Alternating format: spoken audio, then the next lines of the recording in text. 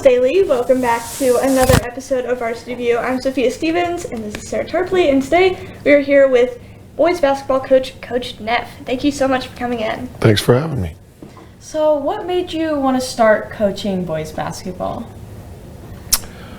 I played basketball. My father was a coach, so I guess that was just a pretty simple path for me just because I grew up in it, and it was something that I enjoyed myself and I saw value in, that I could maybe do that. I also was studying to be a teacher, so kind of partnered pretty well with the career of being in education, teaching and coaching. What's the best part about being a coach? Oh, I think relationships that you build with staff members and community members, and then obviously the kids that you coach. What are your hopes for this year's basketball season? I just hope we get better every day. That's the goal. First and foremost, every single season is to just continue to improve. Some years you have the type of team that you think you can maybe perhaps, advance beyond regular season play into the playoffs and maybe even, hang a banner in the gymnasium. And this year, like some of our recent years, there's enough. There's a potential for that.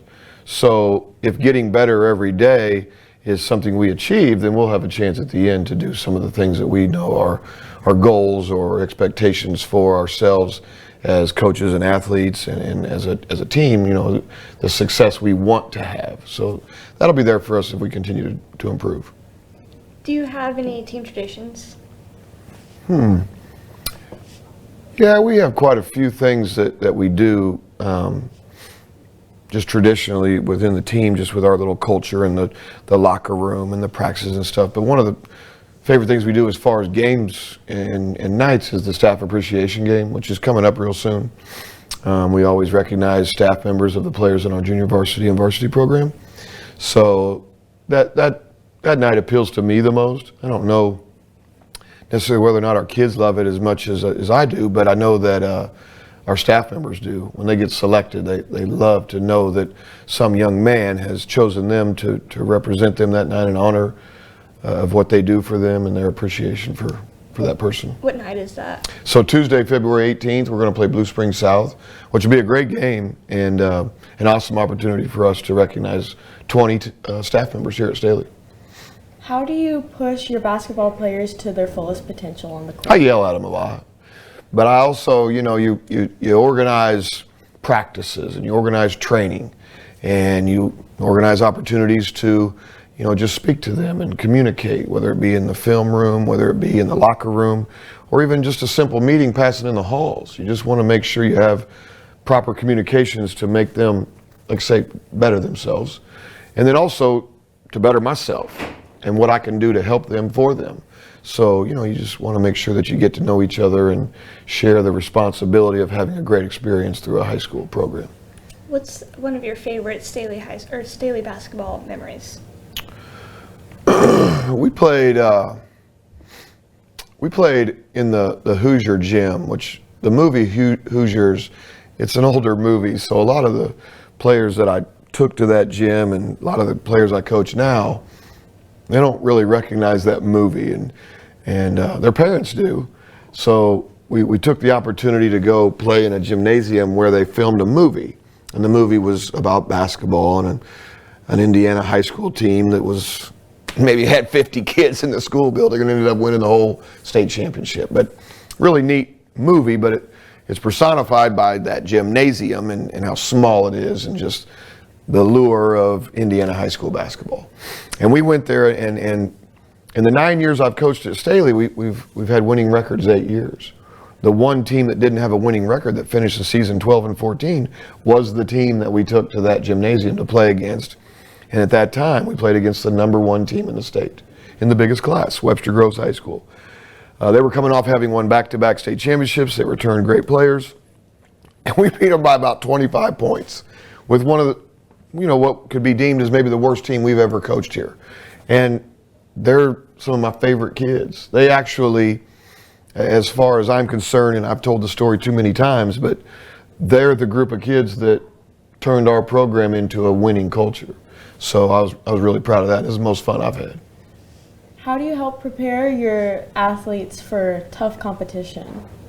So we practice a crazy amount.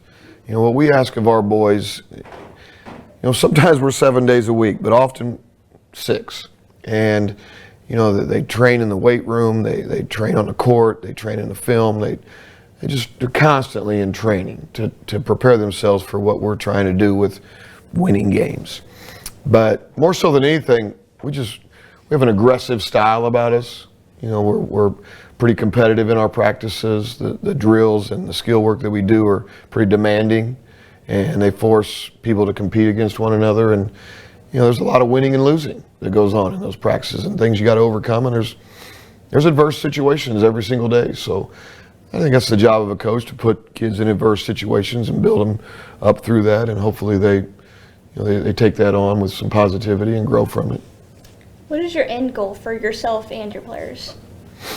More so than anything else for me is to just get to the ceiling of their potential and just absolutely wring out every ounce of opportunity that exists within their athletic bodies and the things that they do with their minds and how they play together, and hopefully collectively they can attain a lot of awesome goals that we have for ourselves.